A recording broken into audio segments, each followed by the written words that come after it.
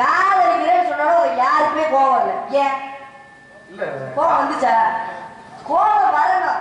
கூட பிறந்தவங்களுக்கு கோவம் கேட்கிற அவங்களுக்கே கோவம் வருது. புனிதமானு சொல்றாரு. அதனால இருந்தாலும் தங்கச்சி காதலிக்கும் போது அண்ணனுக்கு எல்லாம் கோவம் வரணும்ல. கேட்க மாட்டேன்.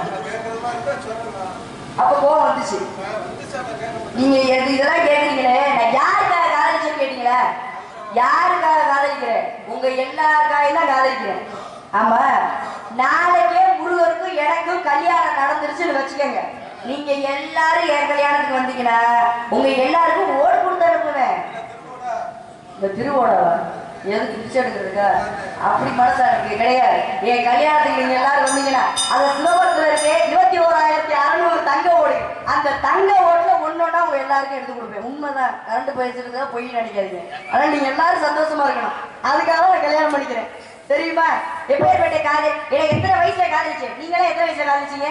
நாங்க எல்லாரும் ஒரு 17-18 வயசுல காதலிச்சோம். அண்ணன் 16லயே கல்யாணமே முடிஞ்சிருச்சு. அண்ணனுக்கு 21ல கல்யாணம், 22ல கல்யாணம். ஆனா நான் எப்ப காதலிச்சேன் தெரியுமா? எனக்கு 5 வயது. அறியா பருவத்தில் எனக்கு வாழ்வதற்கே என்று வரன் கொடுத்த அந்த படி வேலை 5 வயசுல இருந்து காதலிச்சுட்டு இருக்கேன். உங்கள மாதிரி காதல் கிடையாது. புனிதமான காதல், தெய்வீகமான காதல். கட்டுனா அவர்தான் கட்டுவேன்.